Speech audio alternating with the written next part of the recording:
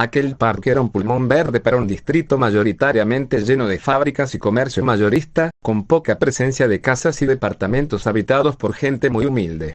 De día era un escape para las personas que practicaban algún modesto deporte, también para las familias que buscaban un momento de paz con sus seres queridos, o parejas de novios y amantes cuyas manifestaciones amorosas pululaban en diferentes zonas del parque. Pero de noche era un asunto completamente diferente. Grupos de personas ingresaban al parque, ya cerrado, para beber alcohol, consumir drogas, e incluso consumar actos carnales.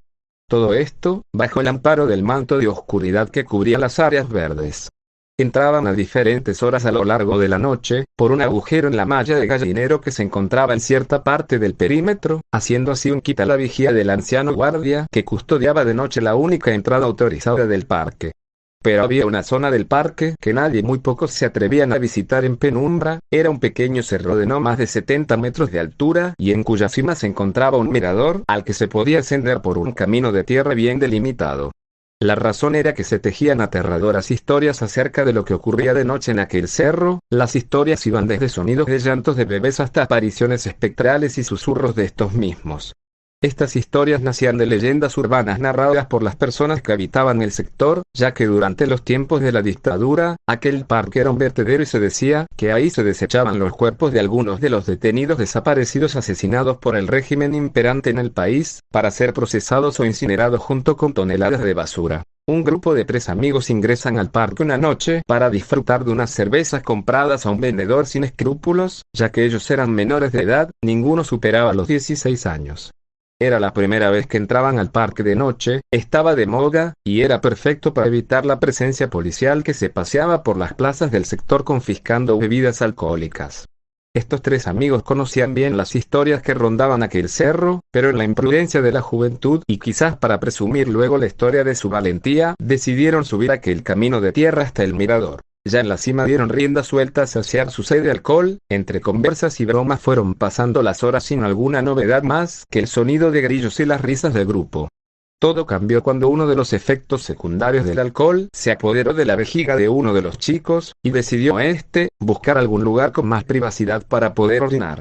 Encontró entonces un árbol cerca del camino de tierra que terminaba al llegar al mirador, comenzó entonces a regar el tronco, cuando de pronto un sonido sollozante proveniente de la copa del árbol lo puso en alerta, y cortando su inspiración dirigió la mirada al lugar de donde provenía aquel lamento, sin poder ver algo en especial apartó prontamente la vista. El leve llanto se detuvo, y el muchacho, más asustado que con ganas de orinar, subió su bragueta y a paso firme pero apresurado, se dirigió a la zona del mirador donde se encontraban sus amigos. Pero al llegar allí no los vio por ninguna parte. Quedó pasmado por un par de segundos. Un escalofrío recorrió desde su cuello hasta la espalda baja, sacudió sus hombros para eliminar aquella sensación.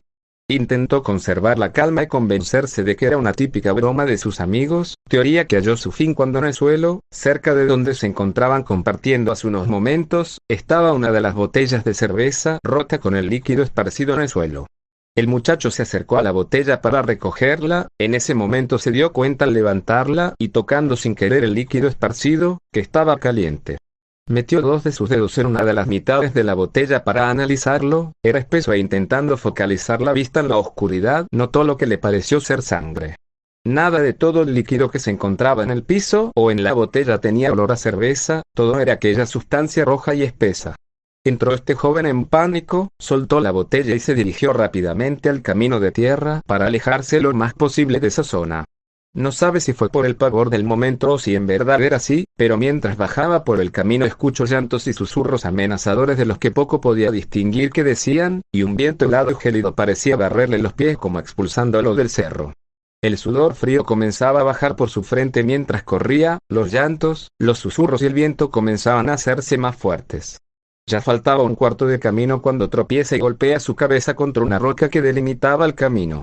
Pasó la noche, y el muchacho, despertado por el viejo guardia nocturno del parque, lo hace volver en sí y luego recibe un regaño de este.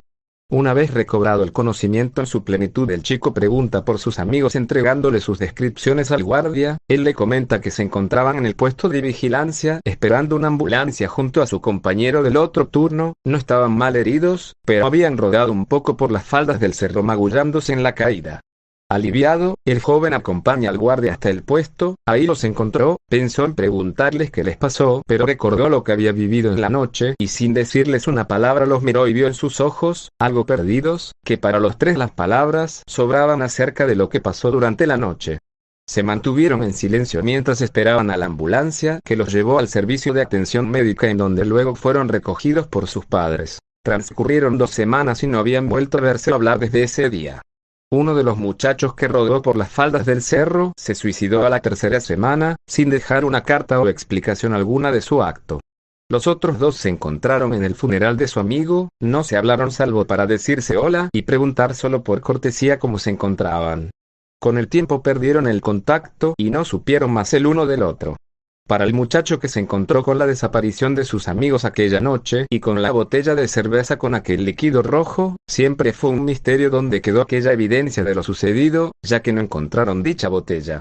Se consuela al saber que aquel parque ya no existe, vio su fin cuando el terreno fue adquirido para la construcción de una fábrica de acero que ahora se encuentra abandonada, el metal que se producía allí se corroía y oxidaba, al parecer un líquido rojo que le brotaba por las noches del metal y las paredes, solo se llegó a la conclusión de que era producto de factores ambientales ya que su composición resultó desconocida pero mostraba altos niveles de hierro.